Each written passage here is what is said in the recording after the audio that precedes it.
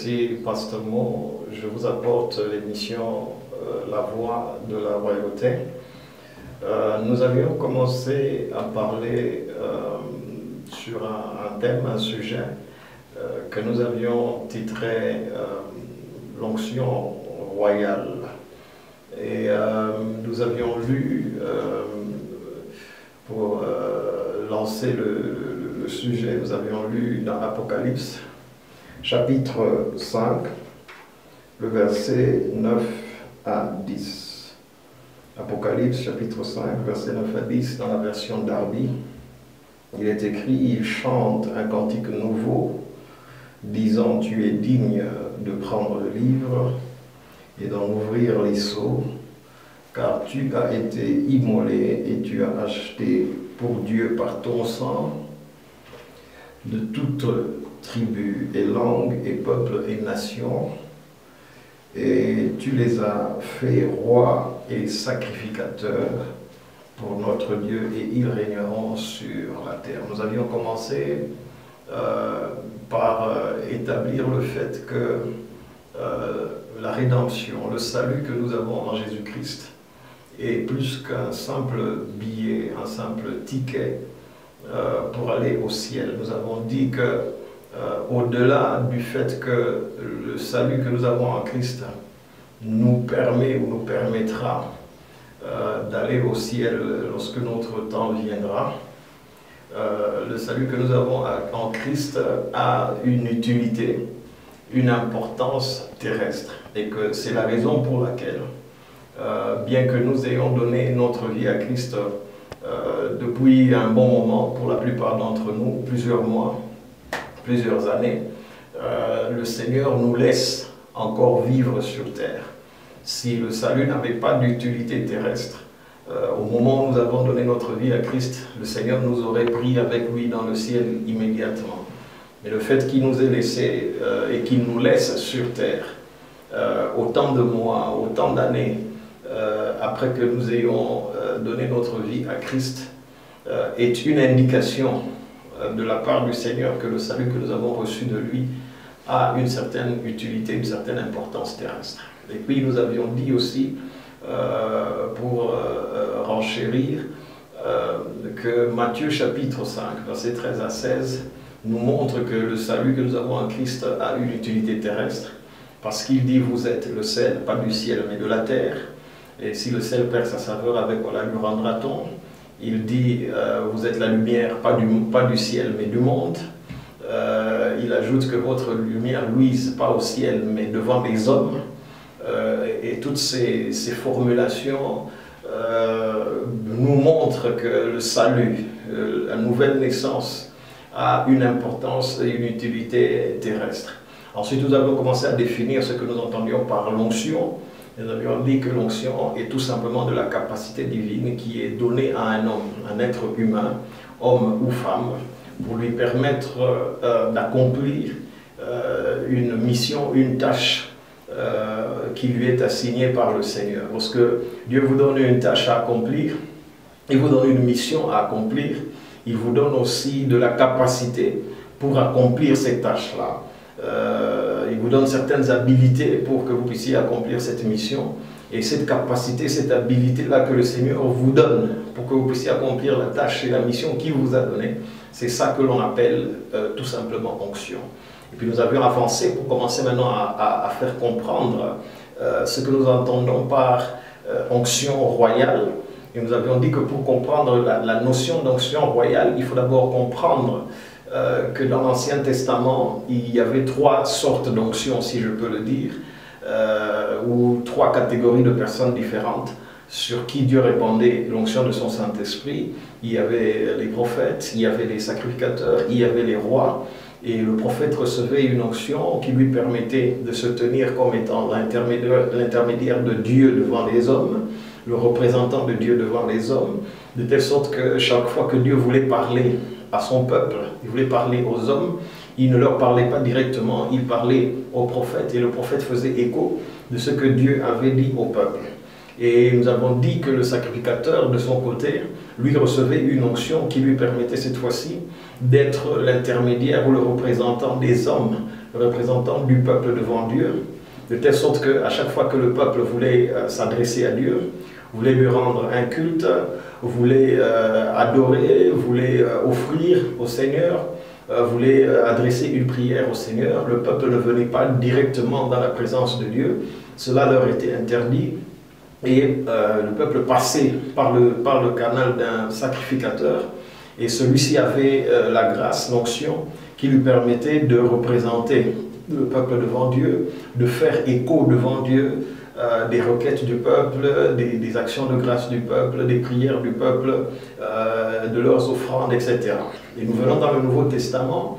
Dans le Nouveau Testament, Dieu ne choisit plus seulement entre les trois catégories, mais dans le Nouveau Testament, Dieu répand de son esprit sur toute chair. Joël chapitre 2, versets 28 à 29, Actes des Apôtres chapitre 2, versets 18 à 19. Il arrivera dans les derniers jours que je répandrai de mon esprit sur toute chair, cette fois-ci, sur vos fils et vos filles prophétiseront, vos jeunes gens auront des visions, vos vieillards auront des songes. Et il dit oui, même sur vos serviteurs et sur vos servantes, je répandrai de mon esprit. Dans le Nouveau Testament, Dieu ne catégorise plus, il ne fait plus de distinction, il répand de son esprit sur toute chair. Cela veut dire donc que sur le chrétien du Nouveau Testament, né de nouveau et rempli du Saint-Esprit, il réside une onction à trois dimensions. Il y a une dimension prophétique à cette onction, il y a une dimension sacerdotale, il y a une dimension royale. Nous avons dit donc sur le chrétien du Nouveau Testament, la dimension prophétique de l'onction qui est sur lui permet de communiquer directement avec Dieu. Dieu peut communiquer directement avec lui parler directement, lui révéler des choses concernant sa vie, sa destinée, son avenir, etc. Dieu peut lui donner directement des instructions.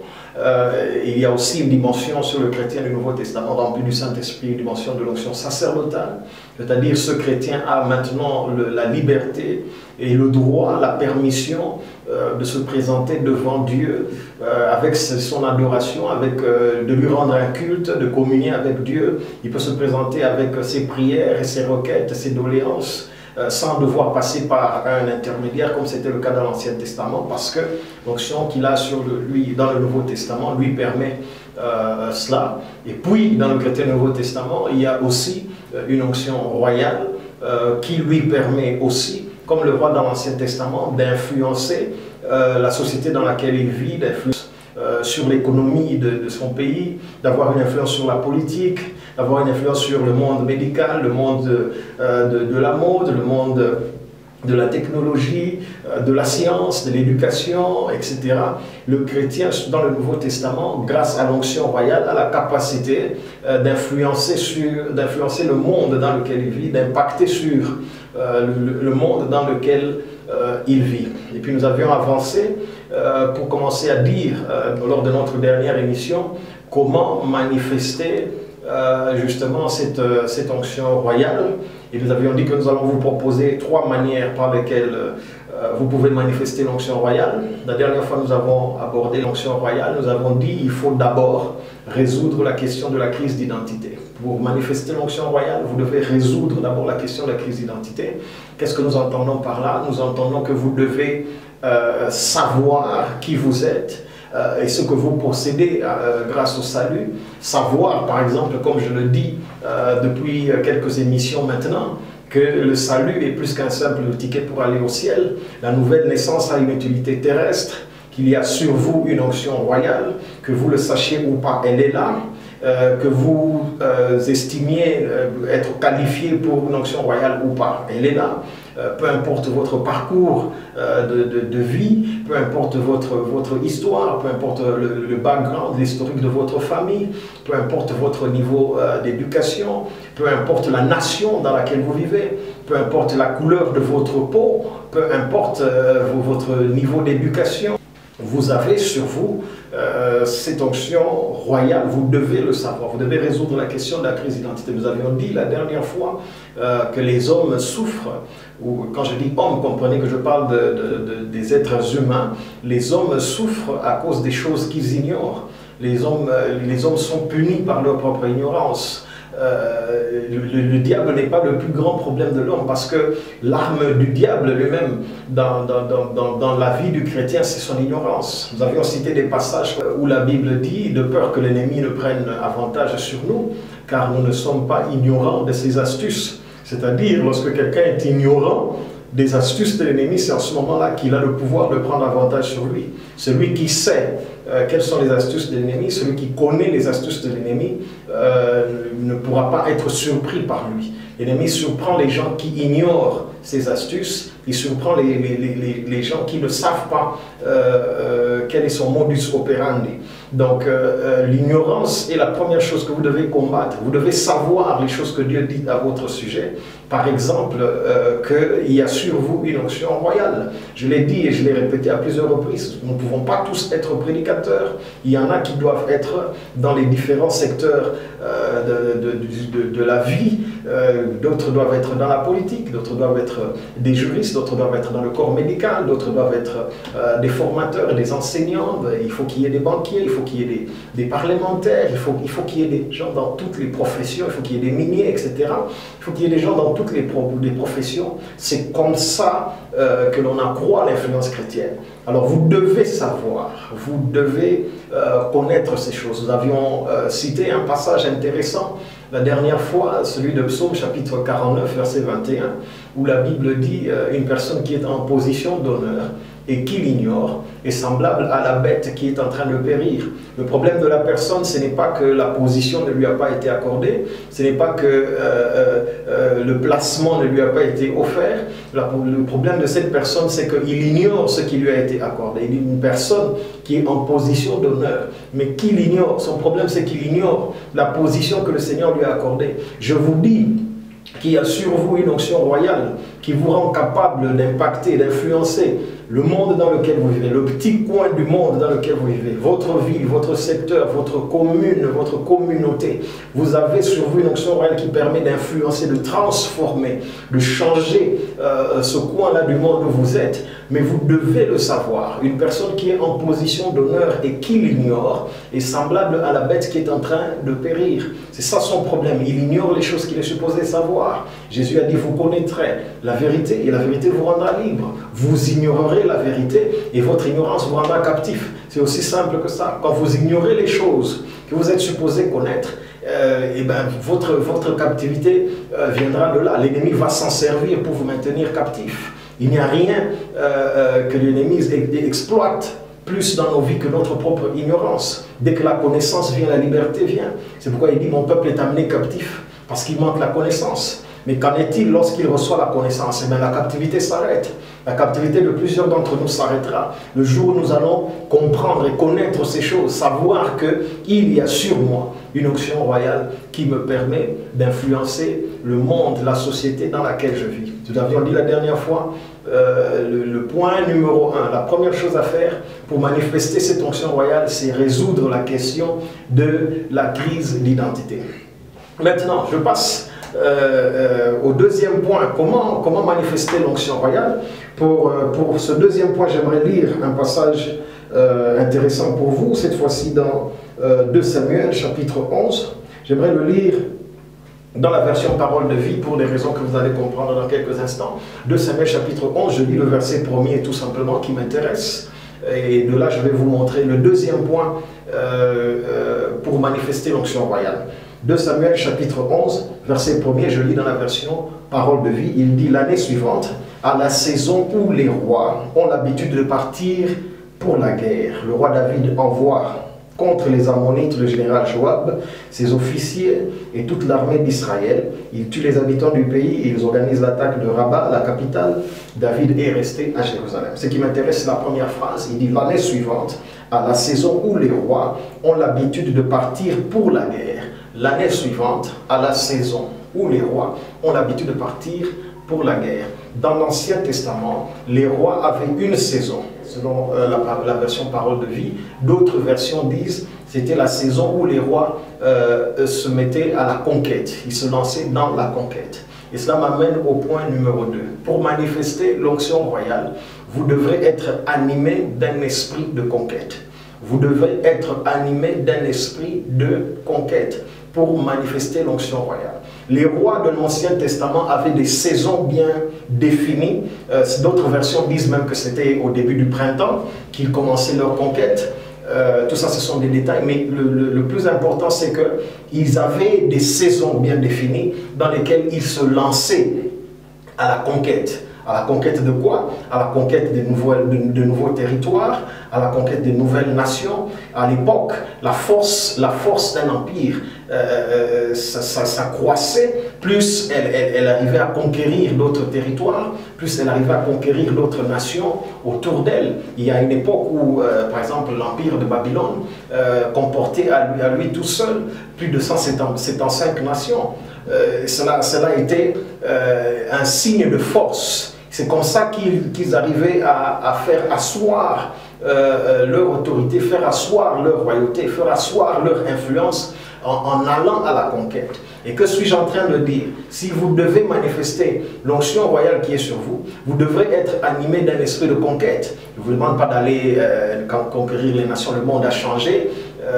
Nous ne sommes plus au temps où une nation va en assujettir une autre. Nous ne sommes plus dans ce temps-là. Mais ce que je suis en train de dire, c'est que vous devez être animé d'un esprit de conquête qui fait que vous alliez vers des nouvelles choses, qui fait que vous essayez d'accomplir de nouveaux objectifs.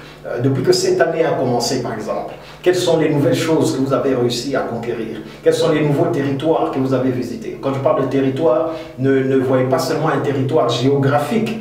Ça peut être un territoire professionnel par rapport à votre profession. Quels sont les nouveaux territoires que vous avez visités, que vous avez pu conquérir? Quelles sont les nouvelles choses que vous avez pu ajouter à votre palmarès? Que ça, je l'ai accompli en cette nouvelle année. C'est cela l'esprit de la conquête. Écoutez ceci. Souvent dans l'Église, on parle beaucoup de la restauration. L'Église parle beaucoup de la restauration. L'Église aime la restauration. C'est toujours Dieu va te restaurer, il va te restaurer cette fois ce que tu avais perdu. Cette année c'est l'année de la restauration. Cette semaine c'est la semaine de la restauration. L'Église célèbre beaucoup la restauration. Ce n'est pas mauvais, ce n'est pas un péché. La restauration est une bonne chose. Mais moi je préfère la conquête à la restauration. Pour le simple fait que, selon moi, la conquête est meilleure que la restauration. Parce que la restauration vous rend quelque chose que vous aviez déjà et que vous avez perdu. Pour que quelqu'un commence à parler de restauration, il faut qu'il ait eu quelque chose et que quelque chose se soit produit. Il a perdu. Et quand il parle de restauration, c'est qu'il récupère la chose qu'il a perdue. Quand quelqu'un est restauré, il récupère tout simplement quelque chose qu'il avait perdu. Il redevient quelqu'un qu'il avait été autrefois. Il occupait un certain poste, il a perdu. Quand on le restaure, on le remet au même poste qu'il occupait autrefois. C'est ça la restauration.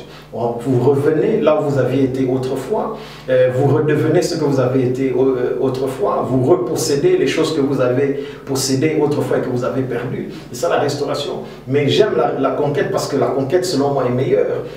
Lorsque la restauration vous ramène là où vous avez déjà été, la conquête vous amène dans des endroits où vous n'avez jamais été.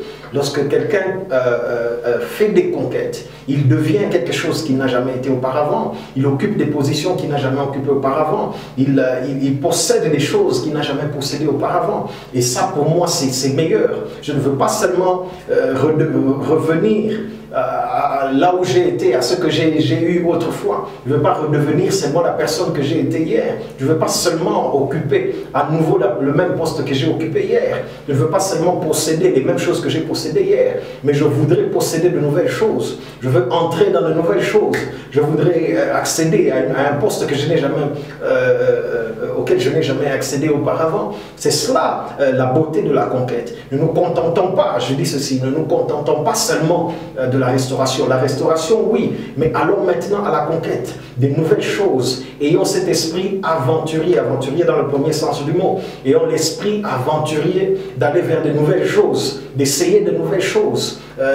L'homme, écoutez, l'être humain est une créature routinière. L'être humain est un être routinier. Il aime faire les mêmes choses. Vous qui me suivez en ce moment, vous serez d'accord avec moi. Il y a des gestes dans votre maison que vous répétez quasiment tous les jours. Vous faites les mêmes gestes chaque jour.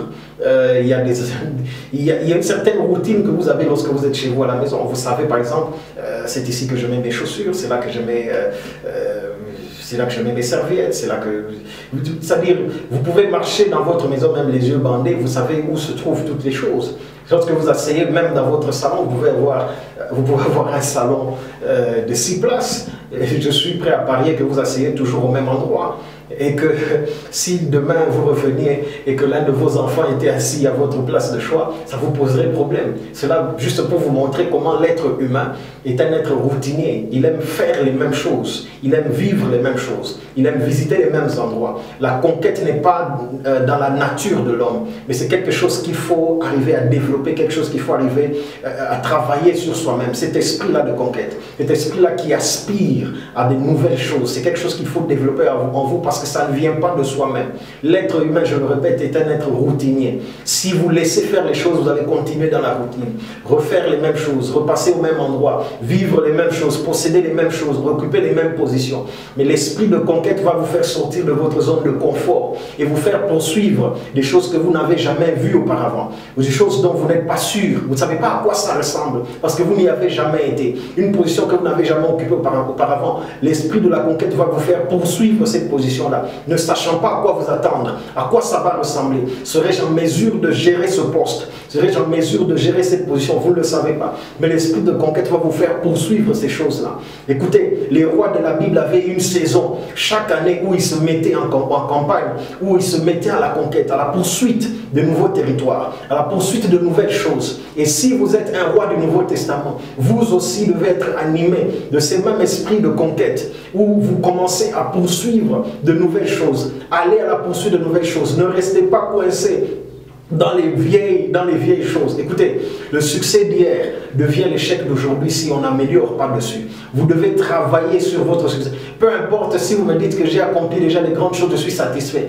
Cela ne suffit pas. Dans quelques années, ce que vous appelez succès aujourd'hui sera appelé échec si vous n'améliorez pas dessus. Allez à la poursuite de nouvelles choses. Allez à la recherche des nouvelles choses, essayez des nouvelles choses, aventurez-vous dans les nouveaux territoires, essayez, vaut mieux essayer et échouer, plutôt que vivre tout le reste de sa vie à se poser la question de savoir si j'avais essayé, peut-être que ça aurait marché, peut-être que si j'avais essayé, ma vie aurait changé. Qu'est-ce qui est mieux, vivre le reste de sa vie dans le regret, ou au moins essayer et échouer, savoir que ok, j'avais essayé cette affaire, ça n'a pas marché, j'avais essayé de me lancer dans tel projet, ça n'a pas marché, vaut mieux ça, je préfère essayer et échouer plutôt que vivre le reste de ma vie à me poser des multiples questions, à me morfondre, à me condamner moi-même en me disant si j'avais essayé, peut-être que quelque chose de bon en serait sorti, si j'avais essayé, peut-être que ma vie aurait changé, si j'avais essayé, peut-être que les choses auraient été meilleures pour moi aujourd'hui.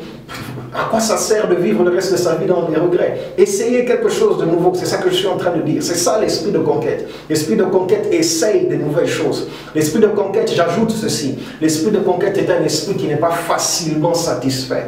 Le problème avec certains d'entre nous chrétiens, c'est que nous arrivons trop facilement à la satisfaction. Nous sommes satisfaits trop facilement, ça fait que nous perdons l'envie et l'enthousiasme de poursuivre de nouvelles choses. Il suffit qu'on ait atteint un certain niveau et on est content. À partir du moment que j'arrive à payer mes factures, à partir du moment que j'arrive à me nourrir, j'arrive à scolariser mes enfants, à partir du moment que je vis dans une belle maison, à partir du moment que j'arrive à m'offrir des vacances, cela me convient. À quoi me sert de poursuivre d'autres choses? Non, l'esprit de conquête n'est pas comme ça. Ne soyez pas facilement satisfait. Je vous en prie, au nom du Seigneur, ne soyez pas facilement satisfait. Si vous devez accomplir de grandes choses avec le Seigneur, vous devez avoir cet esprit qui a toujours faim et soif de nouvelles choses. Maintenant, quelqu'un est en train de réfléchir, je l'entends réfléchir, en train de se dire, pasteur Mo, ne savez-vous pas qu'il faut être reconnaissant à Dieu pour toutes les bonnes choses qu'il fait pour nous? Si déjà nous avons accompli certaines choses, on doit être reconnaissant. Je ne dis pas le contraire.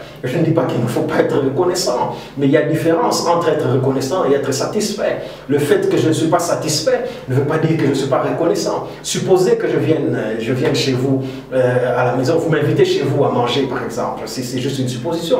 Vous m'invitez chez vous à manger, vous me servez, je mange et je termine mon plat. Vous me demandez où je termine mon plat. La chose que je vais faire, c'est de vous dire merci. Oh, merci, j'ai bien mangé, c'était très bon. C'est ce que je vais faire. C'est ça la reconnaissance. Mais si vous me posez la question de savoir, Pasteur Mo, est-ce que vous êtes rassasié? Je suis difficile de vous dire que je ne suis pas rassasié. Je suis reconnaissant pour le plat que vous m'avez servi.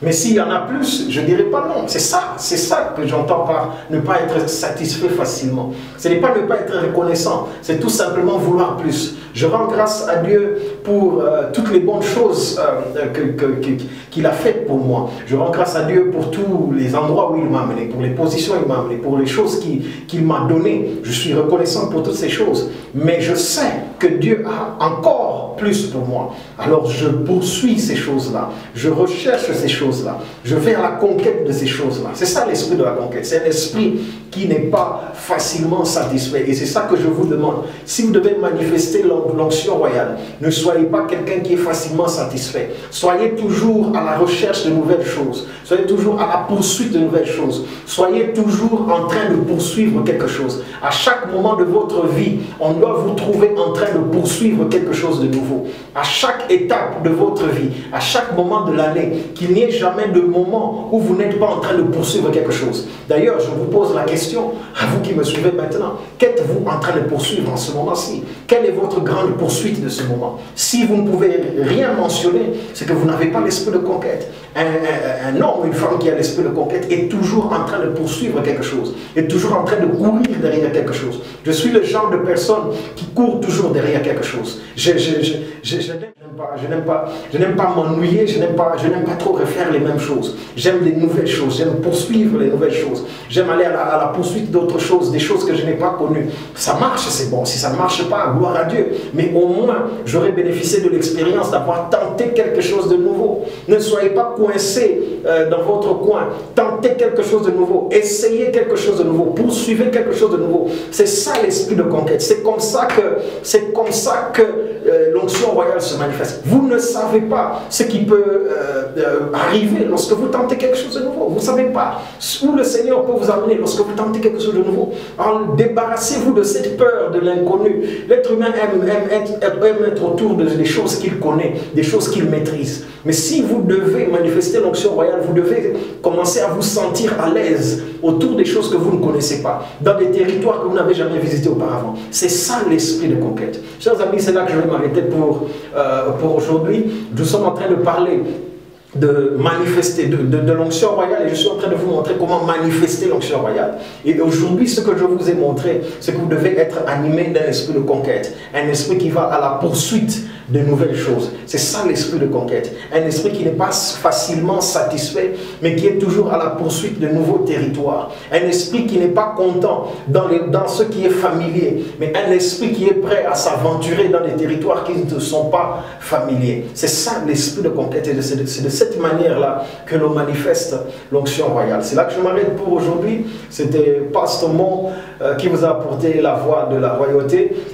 Que le Seigneur vous bénisse. J'espère vous retrouver dans notre prochaine émission pour la suite de cet enseignement. D'ici là, que le Seigneur vous bénisse et la paix chez vous.